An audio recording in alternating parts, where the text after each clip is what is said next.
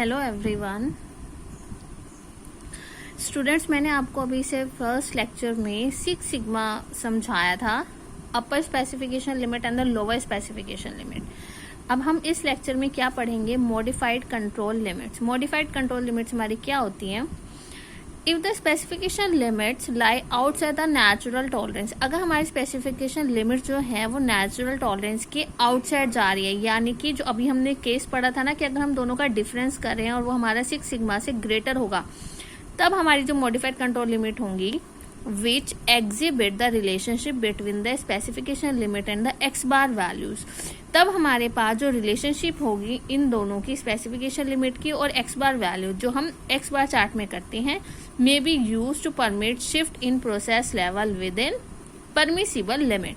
कि इन दोनों की रिलेशनशिप के बाद हमें क्या होगा, हम यूज कर सकते हैं अपने परमिट शिफ्ट को, यानी कि जो परमिशन हमें मिल जाएगी शिफ्ट करने की अपने प्रोसेस में, तो हम वहां पे अपनी एक ऐसी लिमिट बना सकते हैं जो हमारे पास क्या होगा, विद इन द लिमिट होंगी। परमिसेबल का मतलब क्या होता है कि जो जायज हमारी होती हैं, ठीक है ना। कुछ लिमिट्स हमारी ऐसी होती हैं जिनको अगर हम सेट करेंगे तो उसके अकॉर्डिंगली वो हमारा जो प्रोडक्ट होगा वो अंडर कंट्रोल में होगा, तो वो हमारी क्या होंगी, जायज मानी जाएंगी कि हाँ अगर हम ये वाले लिमिट सेट करते हैं तो हमारा अंडर कंट्रोल रहेगा। तो हम क्या करेंगे, शिफ्ट करेंगे अपने प्रोसेस लेवल में उन लिमिट्स के according. So as already pointed out, in such a situation, shifts in the values of x bar may be allowed provided it does not go not too far। कि हमने अभी पहले भी पढ़ा था कि अगर हमारे पास x बार है, ठीक है, वो हमें क्या अलाउड करे, it does not go too far, वो हमारा ज्यादा फार नहीं जाता है। सो इन दिस प्रोसेस हमारे पास क्वेश्चन क्या अराइज होता है कि जो हमारी लिमिट्स है which X bar may be allowed to vary such that the product meet the specification, क्या हमारे जो एक्स बार वैल्यूज है वो अलाउ करता है कि हमारा जो प्रोडक्ट है वो स्पेसिफिकेशन पे मीट कर रहा है या नहीं।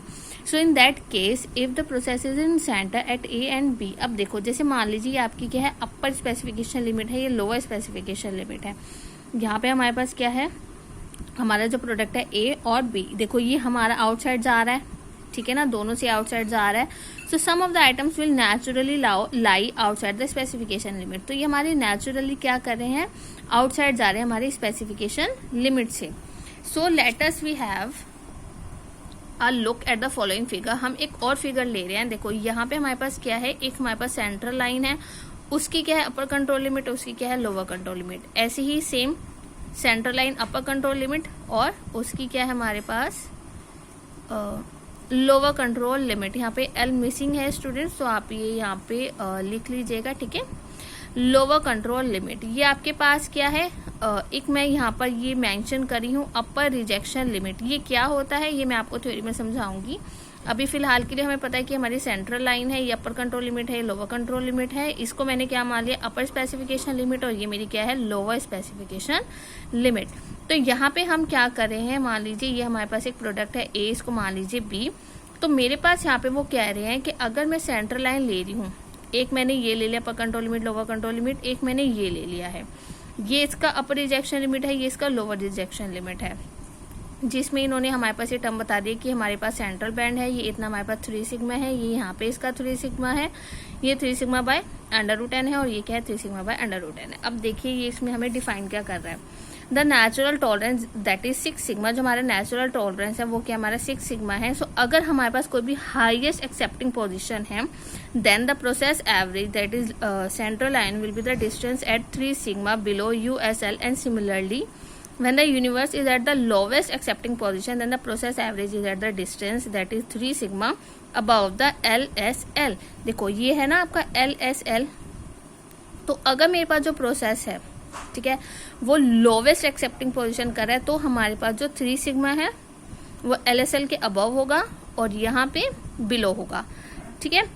So in this case instead of fix central line at X bar we have a central band. देखो यहाँ पे हमारे पास कोई एक फिक्स लाइन नहीं है, तो इसलिए हमने यहाँ पर क्या लिया, एक सेंट्रल बैंड लिया है। So that as long as X bar lie in the central band the product will confirm to the specification. जितना ज्यादा हमारा एक्स बार लाई करेगा हमारे सेंट्रल बैंड पे, उतना ही हमारा प्रोडक्ट क्या होगा, कंफर्म होगा हमारे स्पेसिफिकेशन पे। तो हमने यहाँ पे एक लोअर और एक अपर एजेस लिया है सेंट्रल बैंड का, तो उसमें हमारे पास क्या होगा, जब हम अपने स्पेसिफिकेशन लिमिट में से 3 सिग्मा को माइनस और 3 सिग्मा को प्लस करते हैं तो वो हमारा अपर और द लोअर एज बन जाता है। So now for a group sub group of size n edge is clear in the figure. इस फिगर में जैसे हम देख रहे हैं कि जो हमारा हाईएस्ट और लोवेस्ट सेटिस्फैक्ट्री वैल्यूज है यूसीएल और एलसीएल की, उनको हम क्या लेकर चल रहे हैं, upper rejection limit and the lower rejection limit. यानी कि अपर रिजेक्शन लिमिट क्या है कि अगर मैं यूएसएल यानी कि अपर स्पेसिफिकेशन लिमिट में से अपने 3 सिग्मा को माइनस करती हूँ और इसको ऐड करती हूँ, तब हमारे पास जो टर्म आएगी that is your upper rejection limit. Same for the lower rejection limit. इन रिजेक्शन लिमिट को when use in the place of control limit are called the modified control limit. इनको हम क्या बोलते हैं, मॉडिफाइड कंट्रोल लिमिट बोलते हैं। अब देखिए जैसे फिगर में यहाँ पर अगर मैं यहाँ पर ये देखो अपर कंट्रोल लिमिट, इसको मैंने रिजेक्शन लिमिट माना है, इसको मैंने अपना रिजेक्शन लिमिट माना है, तो मैंने ना यहाँ पे क्या किया, एक अपने आप से एक लिमिट डिसाइड कर ली है जो हम कैलकुलेट करके करेंगे, तो वो हमारे इन प्लेसेस पर आ रही है। तो इससे क्या होगा कि हमारे पास इनके बियॉन्ड जो भी होगा वो हमारी क्या होगी, रिजेक्शन होगी। हम उनको रिजेक्ट कर रहे हैं, ठीक है, हम उनको कंसिडर करके नहीं चल रहे उन लिमिट्स को।